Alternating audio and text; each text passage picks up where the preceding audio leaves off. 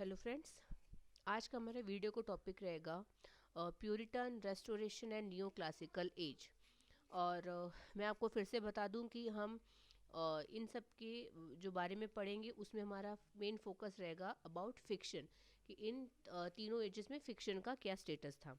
तो चलिए स्टार्ट करते हैं। This period refers to 17th century Puritan restoration and neoclassical age which lasted up to the end of 18th century. Literature of this period was mostly satirical. Novels of this period presented characters in real life events or situations. Literature sensibility focused on feeling of sympathy through which people work together.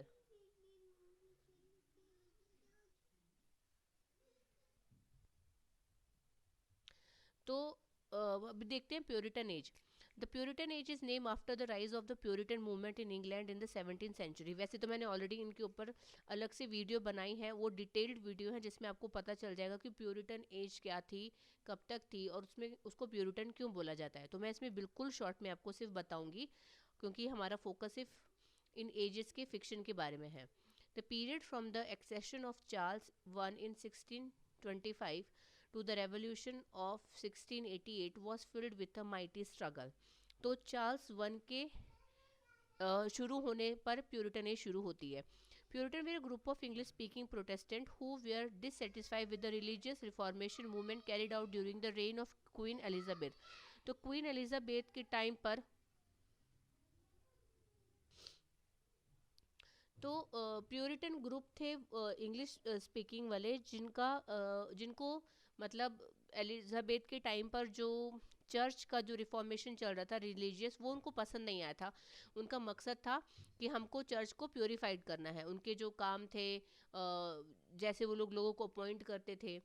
तो Puritan emerged as a strong political force during the English Civil War, which was a series of conflicts between Charles I's supporters and parliamentaries or roundheads on the other hand, consisting of Puritan middle class।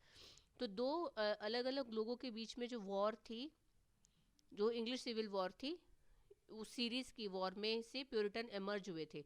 The war ended in 1651 with the victory of parliamentarians. The Puritan remained इन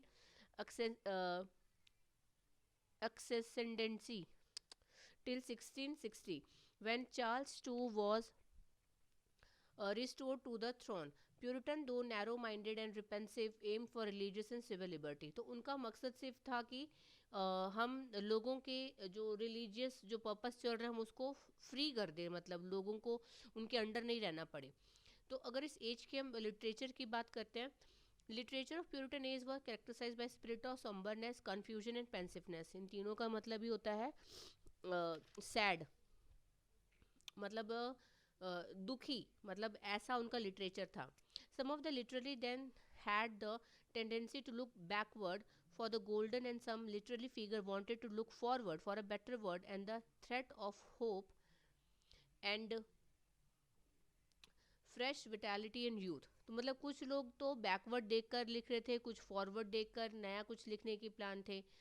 तो ये सब उस time पर important writer थे, जैसे John Milton.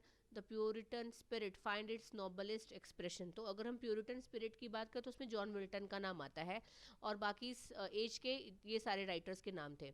In keeping with religious ideas and political standards of the Puritan religious verse theological tract and political treat is replace romantic poetry of the Elizabeth.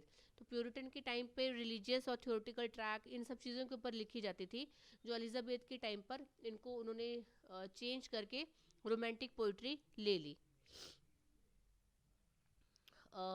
Next है theatre were close down an atmosphere of sombreness and intellectual spirit prevailed in literary work of author and poet.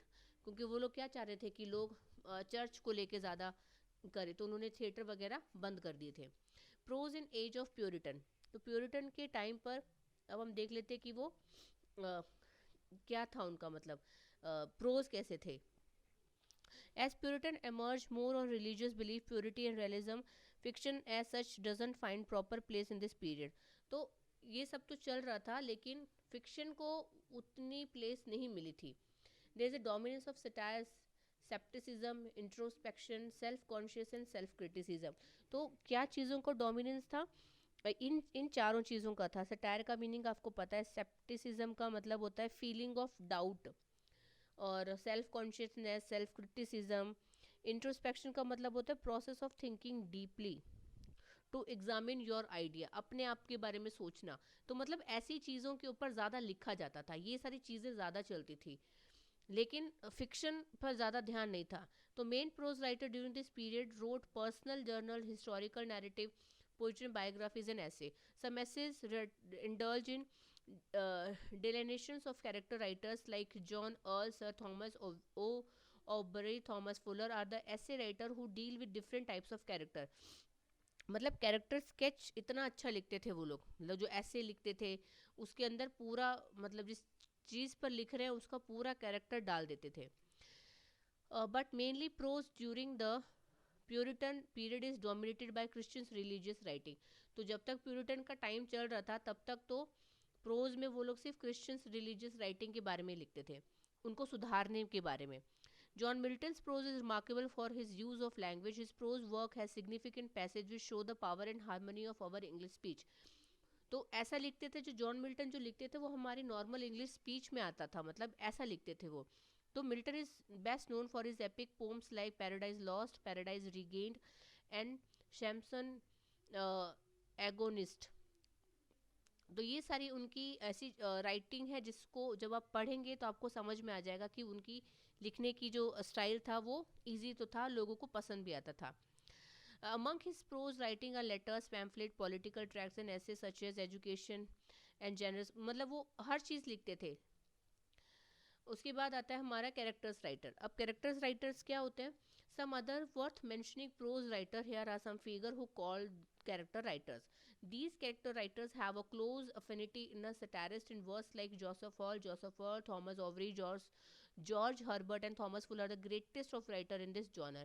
मतलब ये वो writers हैं जो character writing करते थे. तो जॉल earn का माइक्रो कॉस्मोग्राफी दिया हुआ है, इसमें 3 एग्जाम्पल दिए हुए मैंने वैसे तो, जिसमें मतलब आपको, जिसमें उन्होंने 55 कैरेक्टर्स लिखे और each character represent brief humanity at large. वैसे ही दूसरा एग्जाम्पल है सर थॉमस का Overbury. He was also known for 21 prose sketches which he added to the first edition of his poem the wife. तो मतलब उनकी जो पोएम थी द वाइफ, उसमें उन्होंने इतना अच्छा लिखा हुआ, मतलब जो कैरेक्टर स्केच की जो मैं बात करूँ, कैरेक्टर राइटर्स की बात करी हूँ.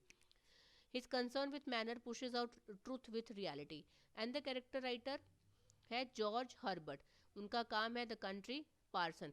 ये एग्जाम्पल वही हैं जो जो टॉपिक हम करते हैं उनमें इनकी बहुत फेमस होते हैं उस पर्टिकुलर चीज़ के ऊपर. तो वो जो लिखते थे, मतलब जो जॉर्ज हर्बर्ट लिखते थे, his work show the writer's skill in the use of words and his unity of design. There is a real life like presentation of life and character of a person.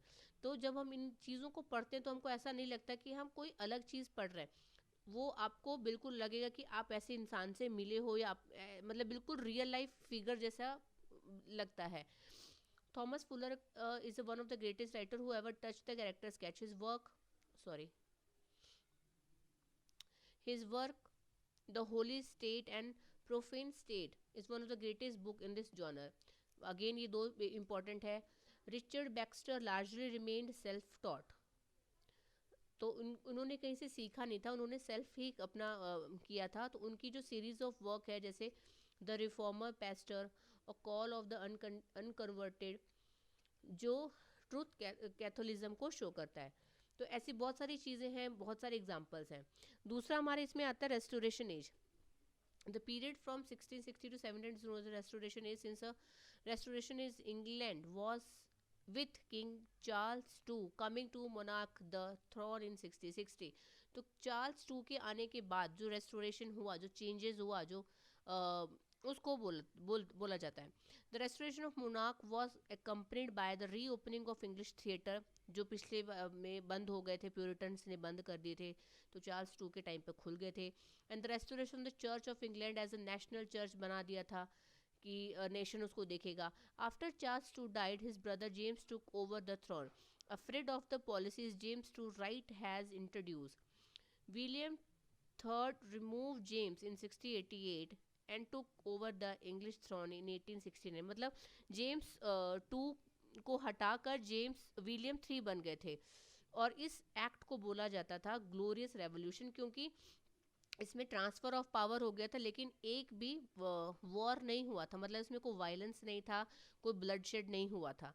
तो मतलब ज़्यादातर तो अब ऐसे ही होता है ना कि एक राजा जीतने के लिए पाने के लिए लड़ाइयाँ करते हैं, लेकिन जेम्स थर्ड और जेम्स टू के sorry William third and James two के बीच में ऐसा नहीं हुआ था। तो अगर हम रेस्टोरेशन के पीरियड की लिटरेसी की बात करें तो देख लेते हैं इसमें क्या है। The Restoration marked the beginning of modern prose and age of intellectualism and rationalism. Many typical literary form of the modern world, including the novel, biography, history, travel writing and journalism, gained confidence during the Restoration period. तो ये सारे topic थे restoration में जो लिखते थे. New scientific discoveries and philosophical concepts, as well as new social and economic conditions, came into play. There was a great outpouring of pamphlet literature too. Much of it was politicious, religious. तो ये सारी चीज़ें हुई थी literature में, मतलब ये सारे टॉपिक होते थे लिखने के लिए. अगर हम देखें तो रेस्टोरेशन पीरियड में नॉवल का क्या राइज था. We can say that novel as a literary genre emerged in the beginning of 18th century. Novel developed as a piece of prose fiction due to the people's desire, especially middle class, for reading subjects related to their everyday experience. The novel in this period writer who present characters in real life event or situation. तो मतलब मैंने आपको already बताया कि इस restoration period में ही novel का fiction की शुरुआत हुई थी, क्योंकि मिडिल क्लास लोगों ने इसकी डिमांड करी थी, क्योंकि वो जिन एवरीडे टाइम से वो कुछ अलग एक्सपीरियंस करना चाहते थे, क्योंकि जो लिखते थे कैरेक्टर राइटर्स वो इतना रियल लिखते थे कि वो उनसे अटैच हो जाते थे. Social and intellectual currents of the age were linked for creating something new and different. Those who carried out the action become individualized. They were interpreted in all complicity, and the social pressure on them were minutely detailed. When people wanted to hear stories of those who are not too different from themselves, the novels were born. Next to Dryden, John Bunyan was the greatest prose writer of this period. He is called a pioneer of English novel with two books. तो इनकी दो books I थी जिसकी वजह से इनको बोला जाता है कि इन्होंने इंग्लिश नॉवल की शुरुआत करी थी रेस्टोरेशन टाइम पर. उसके बाद थर्ड पीरियड है हमारा न्यू क्लासिकल एज और Augustan age. The 18th century of English literature known as the Augustan age. 18th century को या नियो क्लासिकल एज या age of reason. The term Augustan come from the parallel between 18 and the classical Augustan age of Emperor Augustus Caesar. Obvious है राजा रानी के नाम पर ही edges का नाम होता है, तो ऑगस्टन एज सीजर ऑगस्टन के नाम पर आई थी. As the age of emperor Augustus was a golden age of Roman Empire. Similarly, 18th century is also seen as a golden period in the history of English literature. The writer of 18th century imitated the literary form and themes of the original Augustan writers such as Virgil and Horace. Horace और Virgil की अगर हम बात करें तो उन्होंने imitate किया था, लेकिन किसको इमिटेट किया था? ओरिजिनल ऑगस्टन राइटर को, जो उस टाइम पे जो राइटर्स थे उनको इमिटेट करके उन्होंने लिटरली फॉर्म लिखा था. To a certain extent, neoclassicism represents a reaction against the optimistic, exuberant, and enthusiastic Renaissance.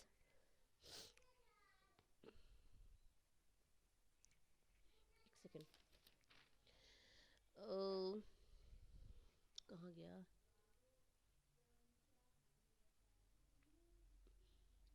Neoclassical theorists, by contrast, saw man as an imperfect being, inherently sinful, whose potential was limited. तो उनको ऐसा लगता था कि man के अंदर उतनी potential, उतनी पावर नहीं है, जो भी वो भी लिमिटेड है. दे रिप्लेस एंड से emphasis on the imagination, experimentation and mysticism with an emphasis on order and reason. फिर उन्होंने इसको रिप्लेस कर दिया on restraint, on common sense and also on political and economical conservatism. It use reason to scrutinize previously accepted doctrines and tradition. तो जो previously चल रहे थे उसको इन्होंने रिप्लेस कर दिया था. तो तो अगर हम इसको देखें तो न्यू क्लासिकल में जो एनर्जी थी दैट इज एक्सूबरेंट का मतलब होता है full of energy and experiment. तो ऐसी चीज़ें उन्होंने लिखी थी. मिस्टिसिज्म का मतलब होता है to believe, the believe that you can reach complete truth and knowledge of God by prayers. तो बाद में उन्होंने एक्सपेरिमेंट एंड मिस्टिसिज्म के ऊपर ज़्यादा दिया था. restrain, control, way of common sense, scrutinize, scrutinize previously accepted doctrine, मतलब एग्जामिन समथिंग केयरफुली। तो पिछला जो काम लिखा हुआ था उसको उन्होंने ध्यान में रखते हुए इस एज में काम किया था। उसके बाद हमारा आता है literature of the Augustan as. तो मैथ्यू अर्नल्ड को बोला जाता है, मैंने गलती से लिखा है, आप इसको सही कर लेना, इट्स मैथ्यू अर्नोल्ड, ARNOLD। तो इनको बोला जाता है the age of prose and reason. As a result of influence of enlightenment, wit and intellectual conceit shapes the tone of much Augustan writing. Prose triumphed in this Augustan period. Periodical essays, stories and novel all flourished during the period. तो मतलब restoration age में novel या fiction की शुरुआत हुई थी और Augustan as तक आते आते इसमें बहुत सारा ग्रोथ हो गया था, बहुत फ्लॉरिश हो गया था। Even poetry become prosaic and was use for purpose of criticism और सटायर। तो जब तक पोइट्री पहले फेमस थी तो अब पोइट्री क्या हो चुकी थी, प्रोसाइक। प्रोसाइक मतलब लैकिंग इमेजिनेटिव और ओरिजिनलिटी। लोग इतना इमिटेट कर रहे थे, सेम टू सेम लिखते जा रहे थे कि लोग उससे बोर हो गए थे। तो लोग अब उस पोइट्री जो लिखते भी थे वो भी क्रिटिसिज्म के लिए लिखते थे, इसीलिए नॉवल को बढ़ने का मौका मिल गया था। तो WJ लॉन्ग, अगेन इसमें WI लिखा हुआ है, सॉरी इट्स WJ लॉन्ग। उन्होंने इस चीज़ के लिए क्या कहा था कि a multitude of practical interest arising from a new social and political sorry and political conditions demanded expression not simply in books but more especially in pamphlets, magazine and newspaper। तो लोग इन सारी चीज़ों में भी क्या मांग रहे थे, नया चीज़ मांग रहे थे। Poetry was इनएडिक्वेट for such a task, लेकिन पोइट्री अब हर चीज़ में तो पोइट्री नहीं डाल सकते ना, मैगजीन में या न्यूज़पेपर में। Hence the development of prose of the unflattered word, as Dante called, as a development which astonished us by its rapidly in excellence। तो लोगों की जो डिमांड थी उसको फुलफिल करने के लिए पोइट्री सब कुछ नहीं दे पाई, जिसके लिए मतलब हमारा ये प्रोज को चांस मिल गया, नॉवल को चांस मिल गया।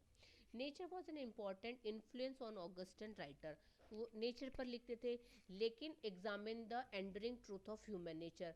Bye nature the Augustan meant not external nature world as express in the poetry of romantics. जैसे वो लोग लिखते थे पेड़ पर, पत्तों पर, कोयल पर, वो नहीं था, लेकिन वो किस पे लिखते थे, उनके लिए नेचर था man and manners of society, उस पे लिखते थे। In his essay on criticism, Alexander Pope stated, first follow nature and your judgment frame by her just standard, which is still away the same. There was not much drama written in this age. तो main important form was the sentimental comedy. Other dramatic form that reigned during the period was ballad, opera, farce and pantomime। तो comedy के अलावा, sentimental comedy के अलावा ये चार थे जिन्होंने राज मतलब रूल्ड किया था लिटरेचर में। जैसे बैलेड हमारी शॉर्ट पोएम्स होती हैं, ओपेरा जिसमें म्यूजिक गाकर इंस्ट्रूमेंट यूज़ करके होता है, फ्रास मतलब सटायरलिस्टिक कॉमेडी आप कह सकते हैं, पैंटोमाइम भी ऐसे जो फेसेस के थ्रू कि आप बता सकते हैं। उसके बाद आता है हमारा literary characteristics of Augustan age. अगर हम इसकी जो लिटरेचर थी उसको थोड़े फीचर्स में अगर हम उसके फीचर्स बताएं तो वो थे कि this was an age of new prose form such as periodicals, criminal biographies, travelogues, political allegories and romantic tales। तो periodical मतलब सिंपल वर्ड्स में अगर हम बताएं तो मतलब कोई भी मैगजीन या न्यूज़पेपर जो एक पब्लिश होते एक रेगुलर इंटरवल पे टाइम, तो वो इसमें हुआ था। क्रिमिनल बायोग्राफीज इसमें एमर्ज हुई थी, ट्रैवल लॉग, पॉलिटिकल एलेगरीज लिखते थे। एलिगरीज मतलब अ स्टोरी, पोम या picture that can be interpreted to revealed hidden meaning. तो पॉलिटिकल की जो सच्चाइयाँ होती थी। Romantic, the predominance of satire is an important literary characteristic of this age. Augustan saw rise of the novel as a genre. तो novel अब तक एक जॉनर नहीं था, मतलब एक अलग नहीं था, लेकिन इस एज में वो बन चुका था। It's become the most important literary expression of the bourgeoisie and middle class. इन दोनों का मीनिंग ही मिडिल क्लास होता है एक्चुअली। ब्रिजवासी अगर आप देखें तो मिडिल क्लास लोगों को ही बोला जाता है। Defoe, Richardson, Fielding, Smollett were the main exponent of this form. जिन्होंने नॉवल में अच्छा काम किया था, जिन्होंने मतलब मिडिल क्लास की जो खुद शो किया था. The heroic couplet was the most important verse form of the Augustan age. It suited the spirit of this age because of the epic dramatic qualities and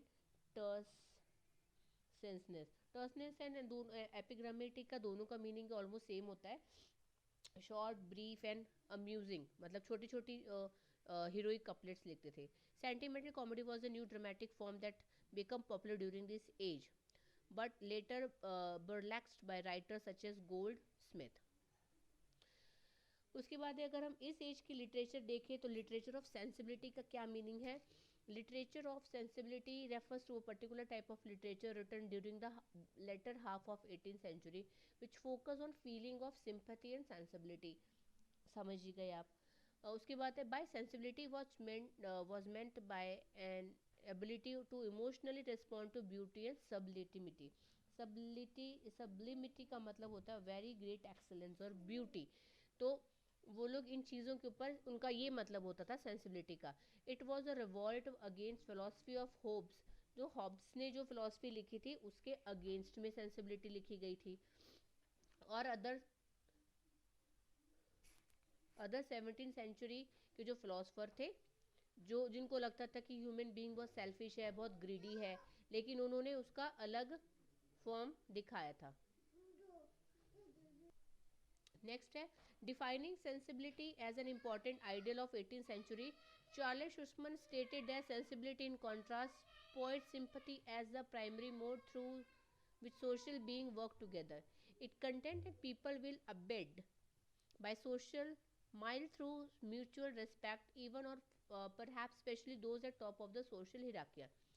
A key text that contributed toward this movement towards sensibility was Adam Smith, The Theory of Moral Sentiment, जिसमें आपको sensibility की जो हम बात कर रहे हैं वो क्लियर इसमें आपको समझ में आ जाएगा.